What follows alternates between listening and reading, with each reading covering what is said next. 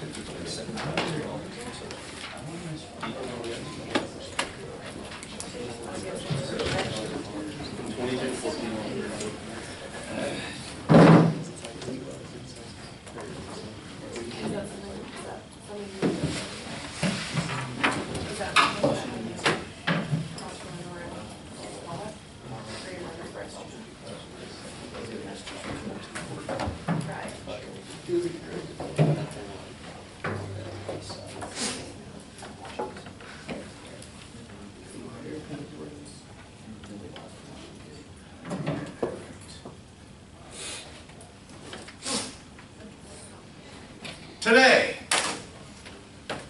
how do you get people to buy? You can go all the way through the sales process, you can do everything correctly, but when you get down to the end, you have to do two things well. You gotta handle objections, and you have to get them to sign on the bottom line. You have to close. Now, way too much time and effort has been spent in the past on techniques to always be closing. Remember Alec Baldwin?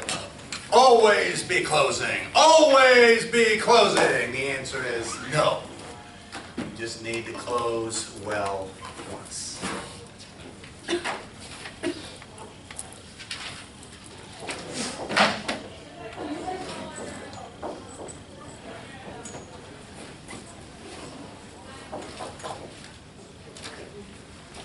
Last 10% of the effort in any sales presentation is simply to ask for the order.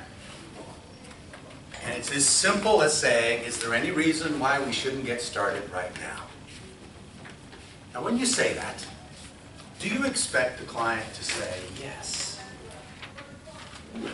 The answer is no. All it does is it brings all the effort that you've done down to this point, and it says, make a decision. Have I done my value, price? Have I put everything together so that my value price formula is in my favor? That I've emphasized the value, the price doesn't seem very high. If I've done that, it's easy. For most salespeople, this is where they still spend most of their time, trying to close the order. So today, let's talk a little bit first about objections. What's the first thing you ought to do when someone gives you an objection? Mr. Two. No. Yes, you do. You're doing it. You just did it. No. You just did it. Smile. First thing you do is smile. Why? Just take it. Oh, hold up. Why should you smile? Let's go ahead, Steph. You don't want to take it personally. Number two, you want to demonstrate confidence. When they start to give you an objection and their smile goes away and they wrinkle up their brow and they start to say why, you just smile. It conveys, one, that you're going to win. It's okay. Objections are good. Good. Any objection, you should see it as just a question. It's just a question that someone asks, and once you answer the question, you get the order. More and more are you beginning to see that sales is a mental game. That it's yours to win. You can win the mental game. You can't always make the sale, but you can win the mental game every time. Now once you smile, What's the second thing? When someone has an objection, Mr. Rodriguez, what's it indicate?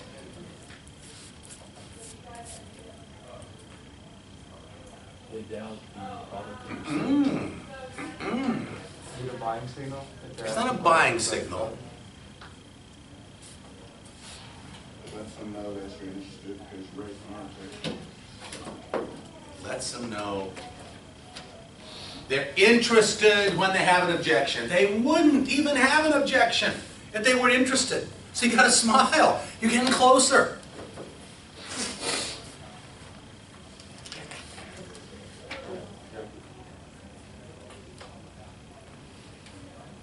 Now, what's the best thing that you can do with an objection? First of all, in the SNP process, subject, need, idea, benefit, once you map out SNP, oh, and let me tell you this, outside of this classroom, no one else knows about SNP because I invented the acronym. Jim Singleton invented the process, the listener train of thought. And in the listener train of thought, that's subject, need, idea, benefit. I invented the acronym just as a way to give a verb to what you do to a process. You snib a process, and now when I say that, you know what I mean. It means you have to dig in and you have to figure out what's the number one benefit. That becomes the subject. What need are you going to have to will your idea fulfill? What's your idea and what are the additional benefits that are going to flow?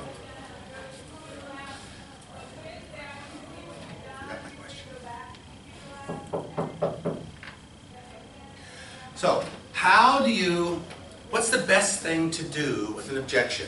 Once you've gone through the SNP process and you've identified the problems that a buyer's going to have saying yes, what's the best thing that you can do with the number one objection that you know is going to pop out? Brandenburg. Forestall? Yes. Explain what that is. It's where when you discuss an objection, like before it comes up. Sure.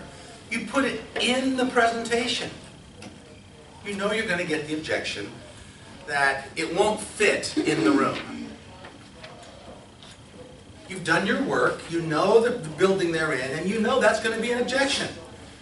So the second thing, as you begin to present your evidence for how it is that your buyer is actually going to receive the benefits, and you say, now it's a common question that lots of my clients have, is how will this fit in a small space? What does the prospect do? Leans forward, says, yeah, I was wondering that. And when you answer it, what do? Oh, that's the only question I had. Now when you watch a buying signal, if you watch them smile, lean back, and uh-oh, I answered the question. Should I close? Is that the number one objection? Now you have to be very careful on buying signals. We're going to talk about those in a couple of minutes. When you see a buying signal, you're thinking about this. Is my value high enough? Is it high enough? If it's high enough, try it out. Mr. James, I answered your question, didn't I? Yeah, you sure did. Is there any reason we shouldn't get started? No, that's a good idea. And Aflac has emerged. Will. What's up, man? You're going to be in the discussion, sir. Come on up front. Take your jacket off. Stay a while. All right, Will. I'm going to put you right here, sir. As a matter of fact, why don't I put you right here? All right. Will is going to be our resident expert. Okay? Right there. So, here's what I want to do. Will is the Bowling Green manager or district manager? District manager. District manager. Right. You can rise, you can get up anytime you want to, sir. Okay. This is a guy who teaches salespeople at Aflac how to become more successful, right? That is correct. All right. So as we talk about these, we're talking about objections, and we're talking about how to close the sale. Okay.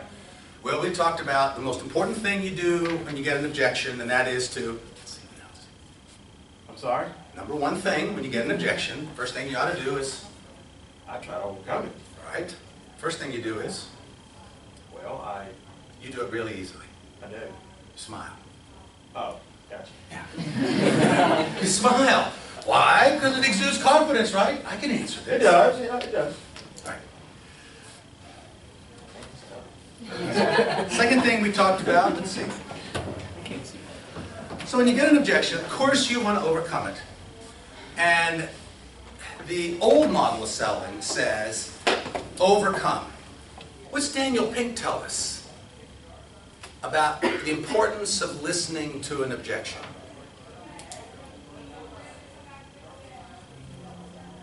Yes? Come on. When an objection emerges, what's there? Interest. There's an interest. Yeah, I know it's an interest. There's a question. Ah, yes. They're interested in seeing how this would fulfill the need that they're not so set on. They're interested, and instead, the old way is you try to meet it. What Daniel Pink tells us is that we ought to hear offers. We ought to listen and say, why is that important to you? Instead of just meeting it. Did I give you a copy of Pink's book? Yeah. Okay. The important thing about Pink is that he says that the selling game has changed to the extent to which buyers now have as much information as we do. And with the symmetry of information, we've got to make sure we listen for needs, because they've got just as much information as we do. I agree with that. So in the midst of listening for an objection, you really have to hear not only what is said, but what's not being said. Can I interject? Sure. I just want to say that typically the first objection is not the real objection. Right. Discuss that. We're just about ready to. Okay. Matter of fact, let's talk about the first objection, which is stalling. So the buyer says, I need to talk to my wife about this. Stalling, right? Correct. Is it true? If you have a stalling objection, you have to determine whether or not there's fire there or there's smoke. So assume it away. Assume it away. You can say, Mr. Smith, if Barbara were here today and she just listened to my presentation, and I turned to her right now and I said, what do you think, Barbara? And she said, I'm in. Then you're in too, aren't you? Correct. You assume it away, and then the buyer says, yeah, that's right, I just need her approval. Now you know that's the objection. You might say, is there anything else that would prevent us from going ahead today?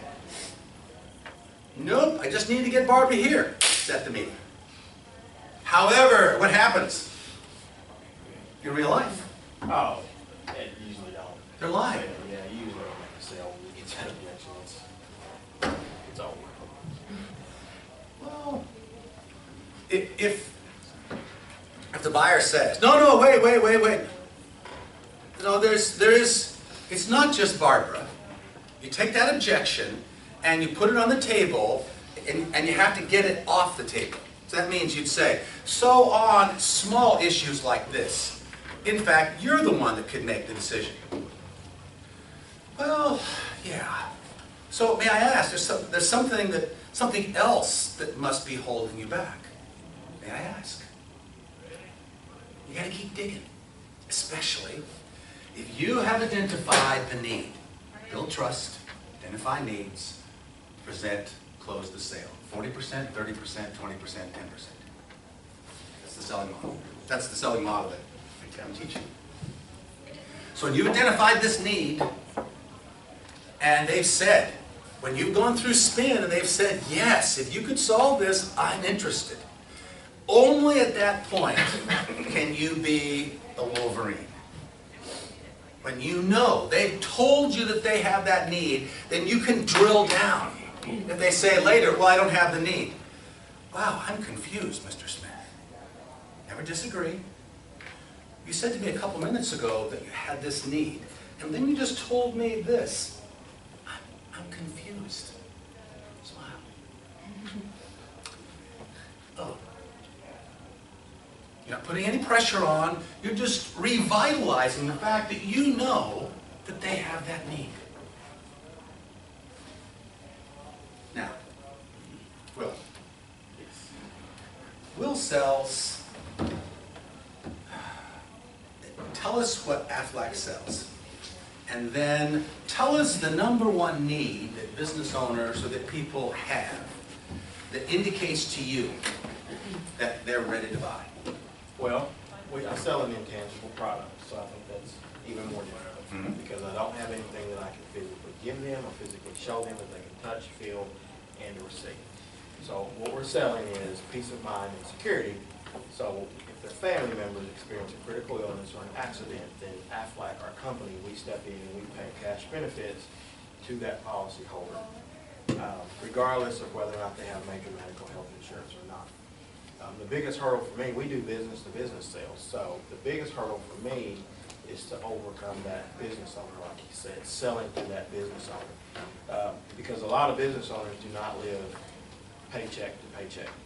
Most of them live in fancy homes, they drive fancy cars, they take, luxurious vacations, et cetera, et cetera. So it's hard for them to imagine that other people, particularly their workers, are not living paycheck to paycheck. Does that make sense? So that's the biggest hurdle for me, is to get that business owner to see value and get that business owner to see need. Once I actually get to the employee, that's the easiest sell in the world to make. Because those employees, like I said, they have experienced a critical illness, they have experienced a critical accident, and they have had some financial hardship from that. So they understand, hey, yes, had I had this in place at the time when I got cancer, or at the time when my husband had a really bad motorcycle accident, we really could have benefited from this product. Did I answer your question, or did I not? He sells supplemental health insurance. Correct. Over and above the health insurance that you get at work, that covers specific things. Now we've got other stalling objections. Okay? What's another one that you get typically? I get not interested. I'm not interested. Yeah, I get that a lot. Okay? Now, I'm not interested is usually a function of getting here, but not doing a good job here. Right. If you do not identify the need up front, and you skip through, and you do a presentation, you haven't identified the need, then you might expect them to say, I'm not interested. Right. But the way I teach them is, if you can't find the need, no presentation. Don't you dare make a presentation till you've secured the need. And they've acknowledged, yes, I need this. So that when you hear the objection, I don't need that. I'm not interested. You know, you slap yourself in the face and go, oh, Derry told me. I got to go back here. I got to make sure I've identified the need, then I don't get that objection. I get cost. Cost. Right. Cost is an objection. Well, that sounds really expensive. Yeah, I get cost. How do you handle that? Well, I don't even discuss cost until I show them value and that sort of thing. Cost is at the absolute end. Okay, I get the buy-in first. Okay, and then I'll look at them and I'll say, I'll ask them. Sometimes I'll say, how much do you think this costs? And sometimes they'll give me some astronomical number, like $40 a month, and I'll say, what if I told you that I could get you this for $10 a month? Would you be interested? Would you take this product today? Yeah, I would. Okay, that product is $10.20 a month. I've got it. They've told me that they'll take it if it was $10 a month, so I got them. So now they've either lied or they're stalling. The issue of price emerges when they ask you how much is that good or bad? It's good. Why? It means that they want it. I'm interested. So what we do with everything that we want is we're trying to use as few of these as possible and keep more of these in your pocket. So you're saying all the time, I got some value. How much is it? How much is it? But if you haven't raised that value sufficiently, they'll say, oh, that's too expensive. When you get to that, they'll stop listening. So do not give them the price until you have sufficiently built the value. Right. So how do you do it? First time, they say, how much does this cost? You can say to them, Mr. Smith, that's the very best part of my presentation today. Smile. It is. Yes. What I would like to do first, before we talk about cost, is determine whether or not this is something you really need. I'd like to ask some more questions, Right. and once I can determine if this is something that you need, then we'll talk about price. And frankly, if the price does not meet your expectations, no deal. Okay? Trial closed? Okay? Sure. But now wait a minute. You get the used car salesman, right? All right, USOB. You're not telling me the price. Why aren't you telling me the price? So, Mr. Smith, is price your only concern? If he says yes, exit. Exit. I'll show you how to do this. Price your only concern? Yes, it is. Mr. Smith? Sometimes I'll ask them how much they're looking to spend. I said to him, thanks very much. We're not for you. I turn and walk away.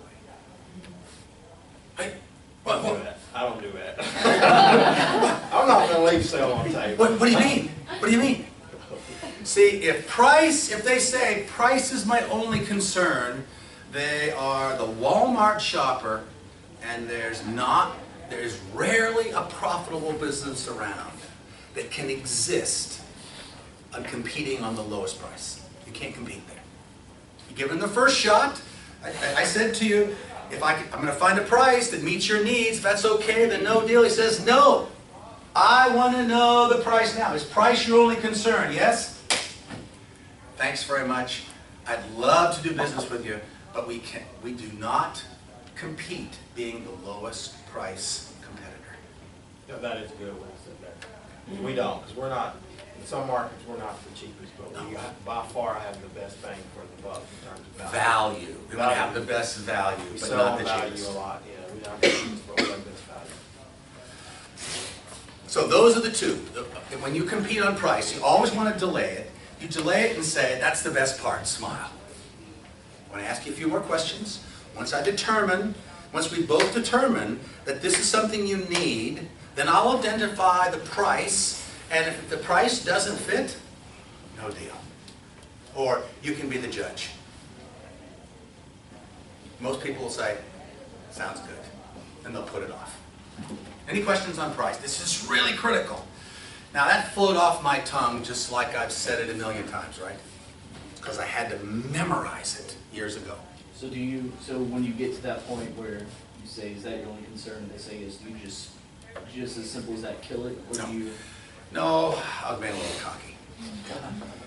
I don't like competing on price because you can't win. You can't win. You know, someone else is going to beat you if you think you're the lowest. So it's better to say we are not the lowest price competitor because we create so much value for our customers. We don't compete there.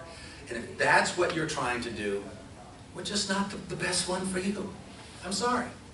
Do you ever give them a second or third opportunity, or once you get that first, price is my only concern? That's the second one. Once I make sure that I try to delay, and then is price your only concern? Yes, it is. Mr. Smith, I'm not sure this is the best option for you. We are not the low price competitor, nor do we try to be. What we try to do is create great value for our customers so that they appreciate what we're doing for them. Other questions? How do you do this? You have to practice and practice and practice and practice and practice and practice and practice and practice and practice. Because so when it comes out, it just flows off your tongue. If you don't do that, you'll...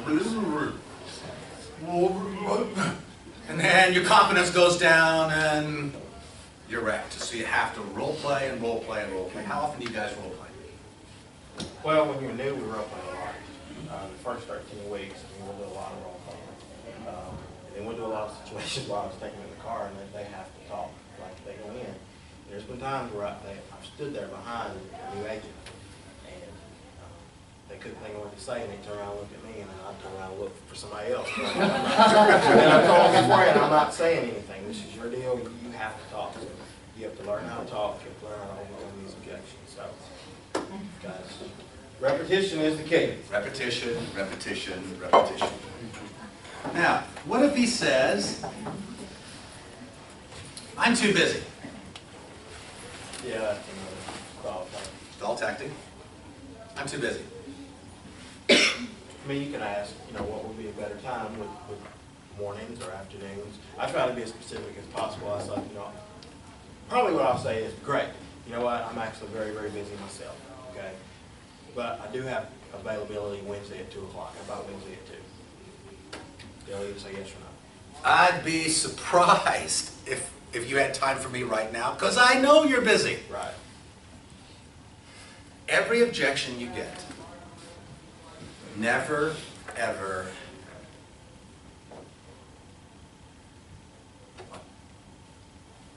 when you get an objection, never disagree.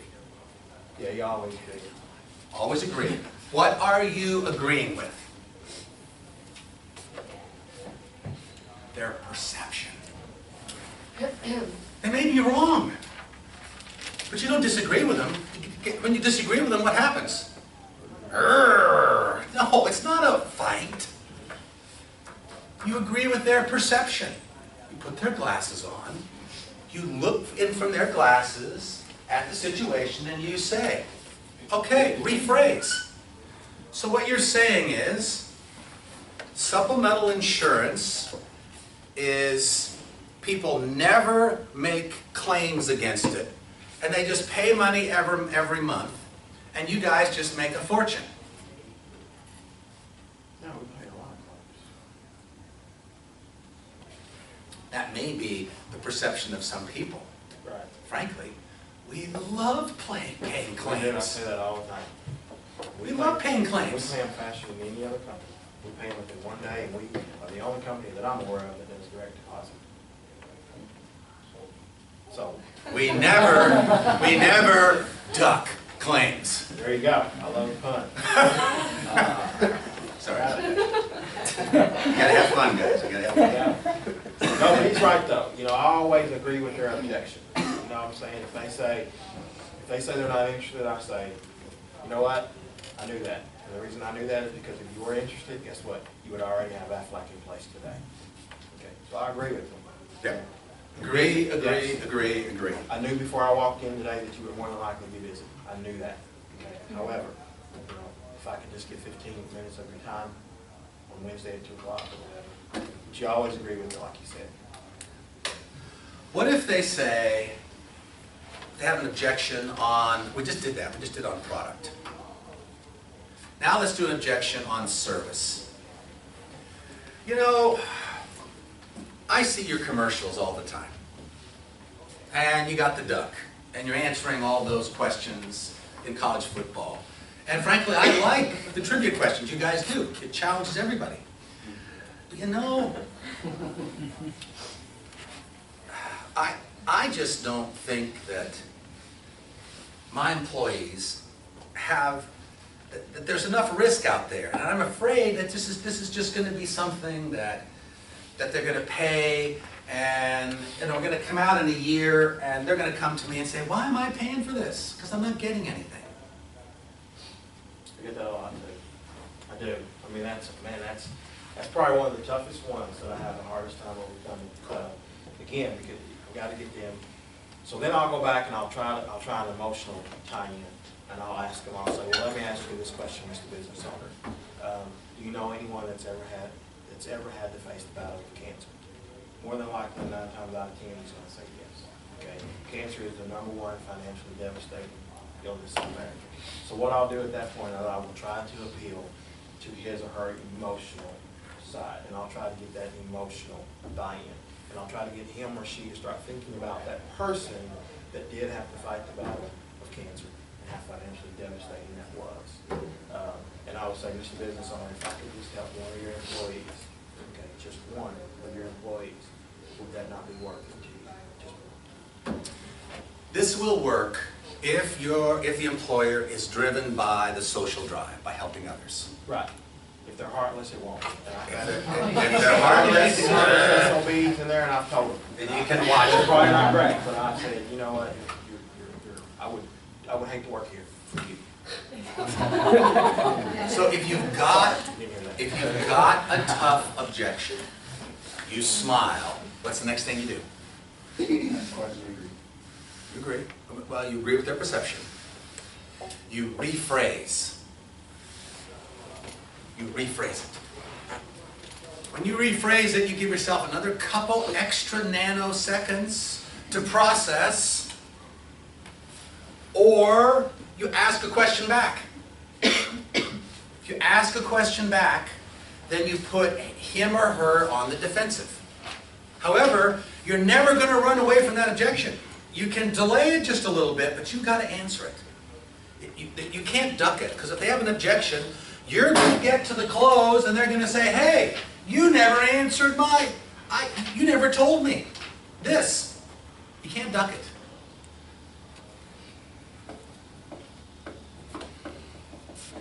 On this one, you've got to have some kind of proof statement that in fact people have claims against Aflac. I know there's a statistic that probably says that every year, on average, 3 employees out of 10 make a claim, and we pay those claims within 24 hours, so that employees have the money. What are the most typical claims? 80-20 rule. What are the top 20% of the claims that we pay 80% of the time? Accident. Accidents. So they get in an accident in a car. Or any accident. Any accident. Any accident. So how many of your employees have had an accident either at home, at work, in a car, playing baseball over the last year? Right. You're taking a little bit of risk here, because you could say none of them. He says none of them. That's a tough one.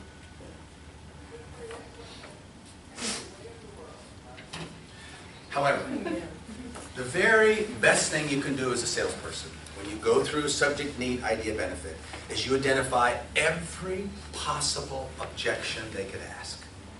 And ahead of time, you make sure you've identified how to answer that objection.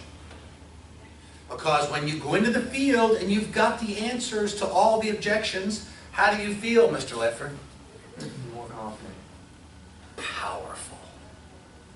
Unstoppable. How many salespeople do that? Well, how many salespeople know in advance all the objections they're going to have, so when they go into the field, they are unstoppable? Oh, done. Myself included. If I get beyond 3, if I haven't overcome 3, I usually try to get out. So you've overcome 3?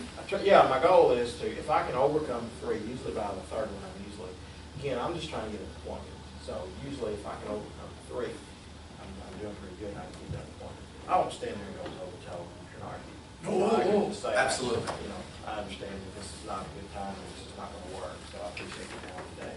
If I haven't been able to overcome 3 objections.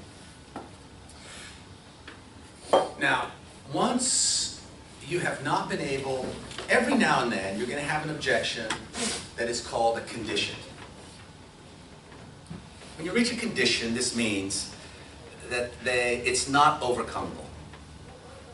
We can't buy because we're declaring bankruptcy on Friday.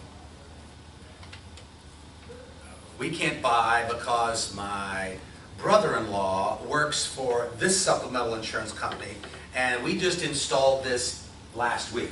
You can't overcome that. So the very best thing you can do is smile and say, congratulations. I'm so glad you and your employees are covered. Because frankly, that's what we're in business for, to help people have supplemental insurance so when they have accidents, they've got cash coming in. May I ask one final question? Do you have any business friends or relatives who have businesses with employees that you think might want to help their employees make sure that if they have accidents, they're covered? How did I ask that? How did I ask for that referral? I didn't say ask for a referral, because when you do that, people go, ugh. But if you ask for it from a needs perspective, see, I asked that. The primary need that Will has just told us is to help employees recover from accidents. So do you have any friends who have employees do you have any friends who have employees who would be concerned what would happen to their employees, their employability, if they had an accident and they were in the hospital and they couldn't come to work? Well, yeah, I think my brother has a dry cleaning business. I think he'd be interested in that.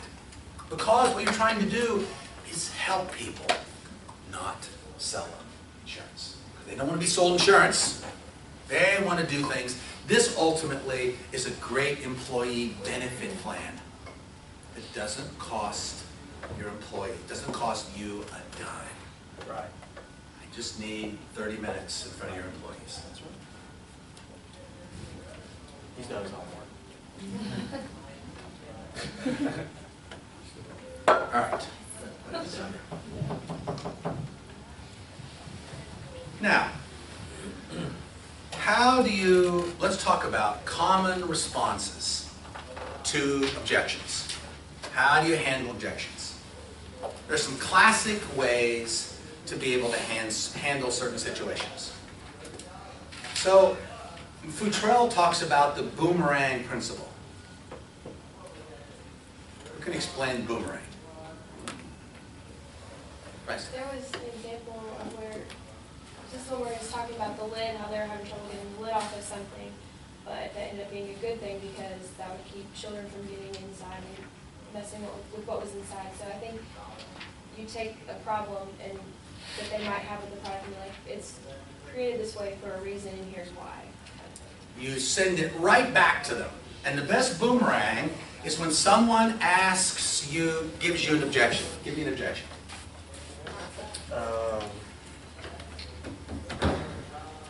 I get this a lot sometimes. I say they've had it and they weren't happy, or they weren't happy. You've had this They either weren't happy with the service or the product. You've had Aflac insurance before and you're not happy. Boomerang it right back. Now he's got to tell you why he's unhappy. You can only do this once, maybe twice, because you do it the third time and they say, what is this? I ask a question, you're asking me the question right back. You can only do it once or twice. But when you get stuck, you can boomerang it right back. Billing too, sometimes they have billing. Billing? I get that. So What's the billing issue? Well, if the employer and the bill, like people following off the bill, or deductions not matching, that sort of thing. So that can create a little nightmare for payroll at times. So if the billing isn't correct, either on our end or their end, it can create a nightmare. So I've had that happen. If the billing get messed up, like employers have had it, and the billing got messed up, it created a nightmare. So again, like you said, I didn't bring it back right back. Tell me about that. Now, objection technique number 2. You can only use this once. Mr. Smith, on billing issues like this, many of my clients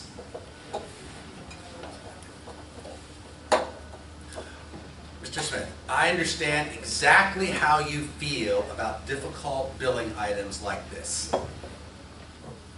Many of my clients, when they started the service with us, felt the same way. But when they initiated an Aflac contract, they found that the billing problems were not a problem because of this. And what I just used was the feel, felt, found technique. Did you hear that? Empathize first. Will, I understand exactly how you feel on difficult billing problems like this. Empathy. Many of my clients felt the same way when they started an Aflac contract. But what they found, in fact, was the reverse. That the billing problems were minor and we took care of them right away. As a matter of fact, here's my card. If you ever have a billing problem, I want you to call me. See, I use that sometimes when they give me that not interested objection, the field fell down. And I'll throw their competitors in there. I'll say, many of what I have found, Mr. Business Owner, is that many of your competitors felt the exact same way when I originally approached them. However, once they actually took the time and sat down and saw how, again, I have to identify pain. So if it's a certain industry, it may be that this particular industry is dealing with like high workers' comp claims. So I'll say, once they found out how our products were able to help them with workers' comp claims, they became much more interested. So tell us about this pain issue you just brought up. Well, you have to identify, well, a lot of business owners, they have pains. I mean, they're a business owner, so they have a lot of pain. So what we try to teach our sales associates is, before we go into a business, try to know what that pain is and try to ask. By industry, by vertical market, Yes, right? vertical market industry. Barbers. Sometimes it's geographic, yes, sometimes it can be geographic, but you've got to, and we have a division of our company that's called Aflac Workforces. They generate a report that tell us what certain industries, what they're dealing with, what their concerns are, what their problems are. So we know beforehand, if you do a little research, this particular industry is dealing with payroll taxes, workers' comp, employee turnover. So you kind of have an idea about what you're walking yourself into. And you have to arm yourself with that information and be knowledgeable so that when you go in, you can use that to your advantage. So I realize, Mr. Business Owner, that you're more than likely dealing with high payroll taxes. May I ask, Mr. Employer, Yes. are high payroll taxes an issue for you? Yeah. There you go. Yeah. You're trying to do here, we talked about this before, how to ask those initial questions that uncover whether someone has a problem. All right. Now let's talk about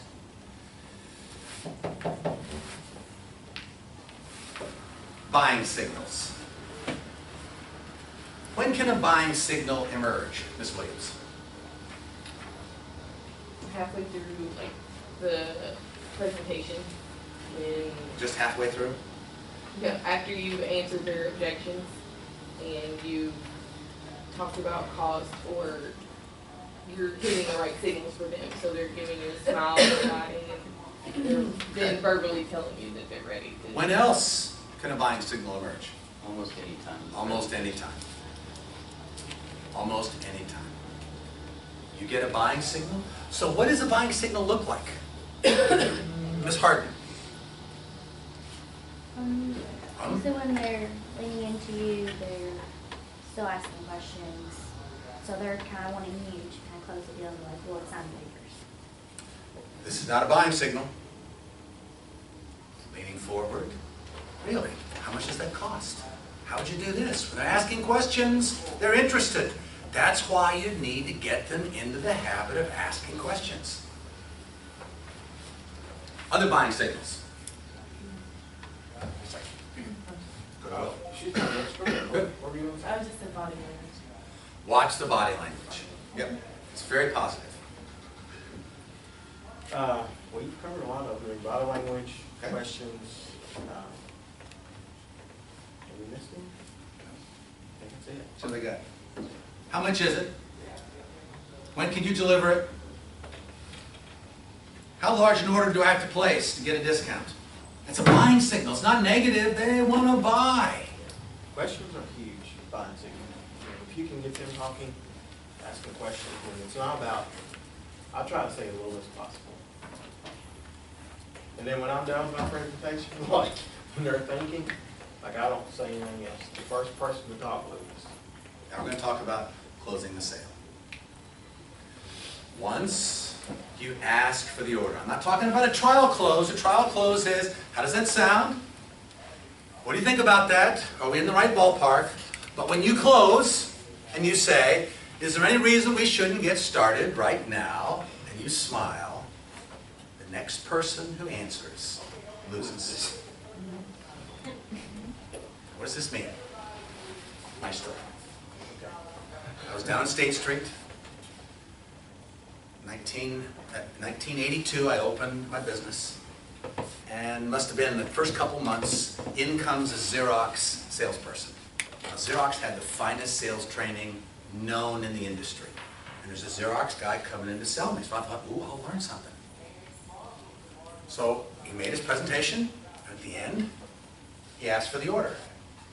Picked up the brochure, like this. I started reading.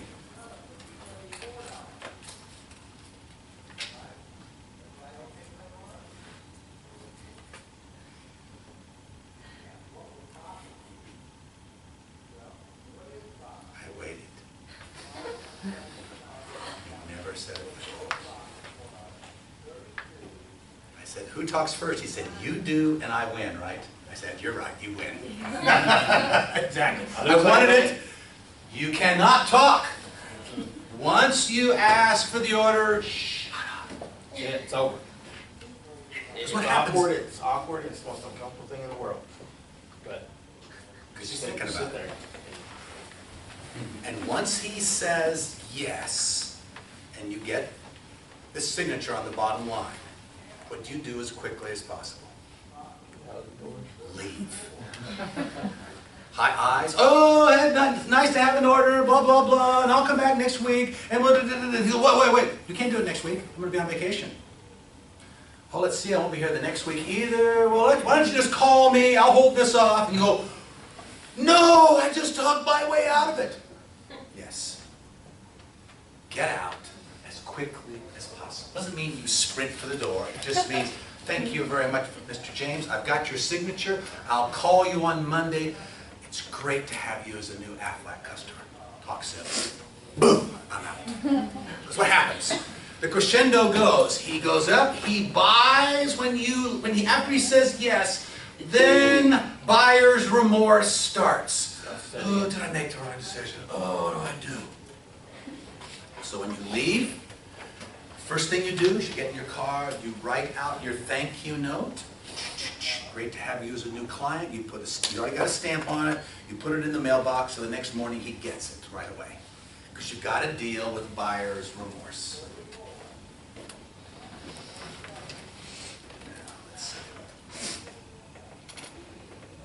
Now, when someone says no, what does that mean?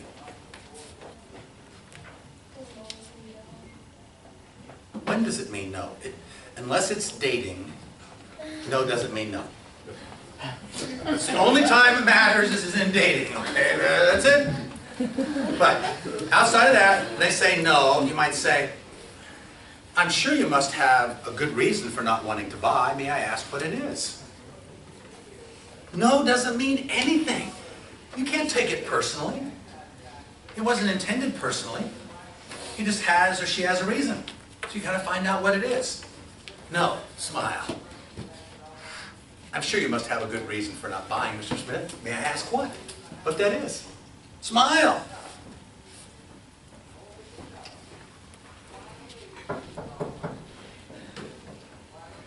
Now let's talk about a couple closes. What's your favorite close? Mine? I don't know if it has a name for it, but anytime I close is my favorite close. So, you're ready to wrap it up and you say, What now? you're going to close. Okay. You have made your presentation, you've handled an objection, and you say, how are you going to close?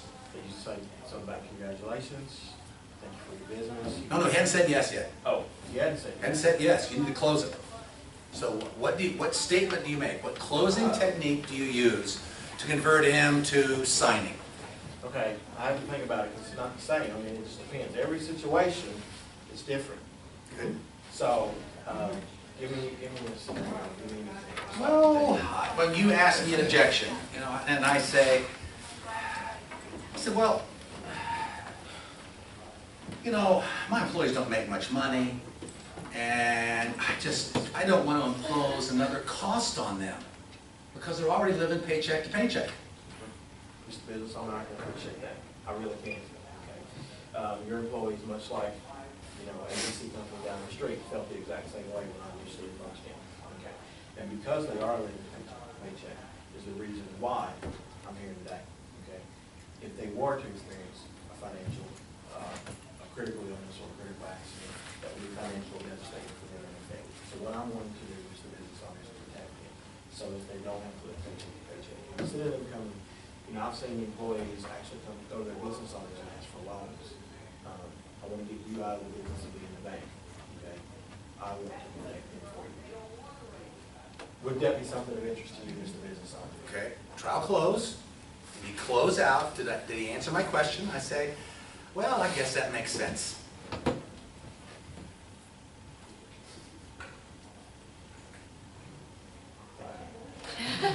Thank you as you close. No, oh, yours my close. Oh, Well, I was giving you an opening. Oh, I'm sorry. So you answer so what you do is you trial close, handle the objection, and then I say, well, I guess that does answer my question. Okay, great. Would we be willing to set something up for Wednesday at 2 o'clock? Close. Close for the appointment. Yes. Sorry. That's assume. That's the assumptive close. Assumptive close. Good job. The assumptive close. Make an appointment next Thursday.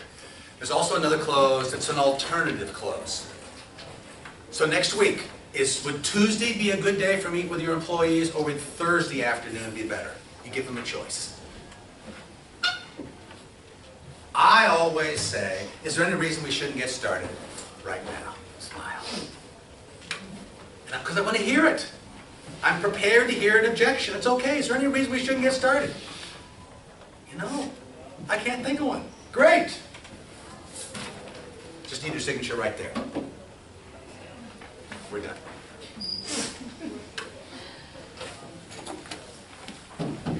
And the other close that you got to have ready for is this summary of benefits. I usually handle the summary of benefits when I'm discussing price. That is, he says, now what's the price? And now I'm ready. Our price includes doing this, and then you're going to get that. We're going to do this and this, then we're going to cover this and this. I'm going to bring it by. We're going to do a session, all for just the low price of X. Summary of benefits for the low price of X. Does that make sense? Yes. Sign. I wanted to tell you, I saw you Saturday at all. Well, it's been a pleasure having you here today. And let's see, Wednesday, Team 3, you'll be ready. If you have any questions, let me know. See you on Wednesday.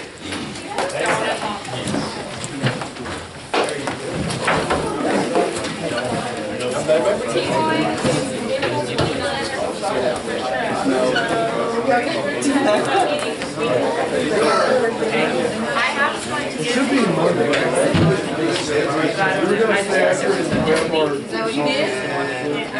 When I read through the book, there's like consider categories of objections techniques, and then after reading the objections. Friday? What are you leaving? I'll do Sunday. And then like it's like Wednesday, right? There's Sunday, maybe Thursday, this category.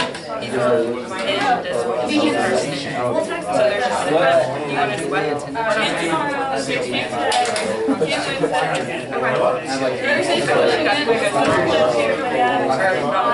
That's like a really, does anybody want to start? I would like to hear it. Did I? We'll text. All right. So you want to go first and say what our objections are?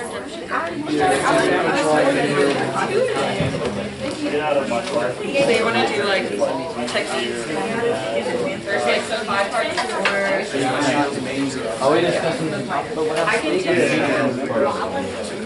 Yeah. Anybody have a preference? What's the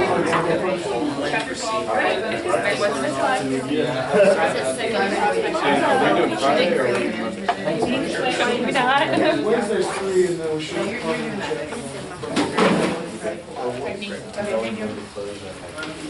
Okay. It's like right under your Yeah, no, I'm looking. Right. What are we doing? We're still meeting the day after class, right? Do we have what are you talking about? Yeah, I'm gonna call that billboard place today Oh, you don't have anything? before class. They have rates online that I was gonna look at, but I'll just call them. You didn't know. Oh, I You meet with him again tomorrow. For an extra There's credit, a whole but section on Hey, after do you meeting know what to do, that can be a transition from chapter 11 to chapter 12. That's Usually it's called. he goes, Yeah, just for how to this, handle I can get the final slide, which can be. Yeah, that's no, I was just thinking it's only for 2. No, See, I'm explaining I don't care. I was just saying that's a good one for someone at what least. he's doing. I can Google stuff, but Yeah, we have difficult. Oh, yeah, okay. Yeah, I'll go first. Or like, Either way. so like one of What are objections? The 6 categories of objections, and then types. Do you want to do what is? I think I could do the, that's kind of like the. So you go for, introduction to How to build a relationship. Yeah, And so then you these want- are kind of like the overview. Okay. and then what are you? I'm buying sales. And then, so do I go last with types of closes? Okay. Great. Sounds great. Do we want to write that down so we can send you our pictures? And then another, so we need to test either, I can find it to you. and do we want to meet, don't want to meet before? I say tomorrow. We can, I mean, we can do what we did last time. Yeah. Just do, Just text your topic. we're on the. Or text. So do that, like, I say you try to. Yeah, I'm fine with that, if we can go over the order. Yeah. And the last Hey, I'll probably do the building a long-term. Closed everything Oh, else. you guys finished what I was done. Oh, okay, never mind then. I'm doing Make sure like You know, do that. Relationship. Some part. Right, Yeah. the beginning and the end. Yeah. Alright, so you're doing, Okay, I'm free anytime tomorrow. I'm free. yeah, building. I can do after that, yeah. I could do. I got work.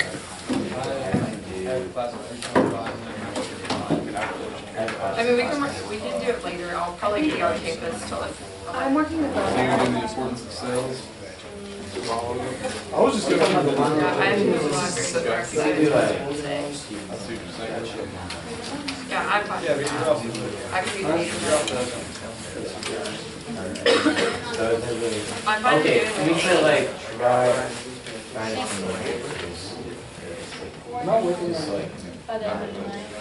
Yeah, maybe even like. Yeah, I can do that for today. Yeah. So are we thinking like 8 tomorrow? Have y'all picked that one? You guys have both y'all's numbers, so.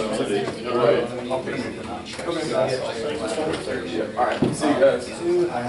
Or we can do these two. Yeah, that was, do you have? I don't know what it is. We don't need all. We didn't do this class. Okay, you're right there. I feel like you brought this class, just that We just thought I would personality. like. I don't mean to- I Like, I'm gonna say this, this, and this. Yeah. We did like. I wasn't like super prepared for it. It sounds like a test like right before it that was like stressing out. I didn't have my money last time. Now That's not bad. Cause I have my, I only have one, two, but I feel like my second one, I'll just. Yeah. Yeah. And then we will text you our topics and try to email you our pictures about today. Okay, very good.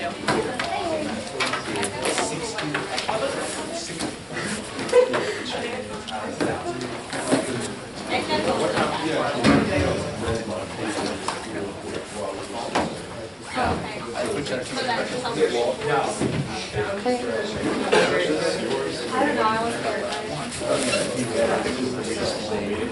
Yeah, we can also, I think you might like start off there and maybe go on. Because that's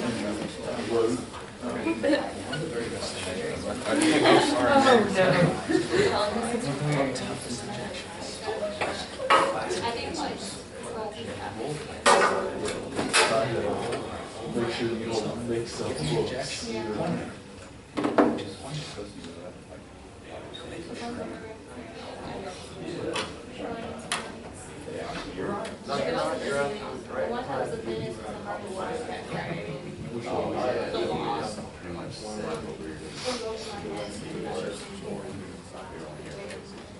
Right now we've got one discussion of the day.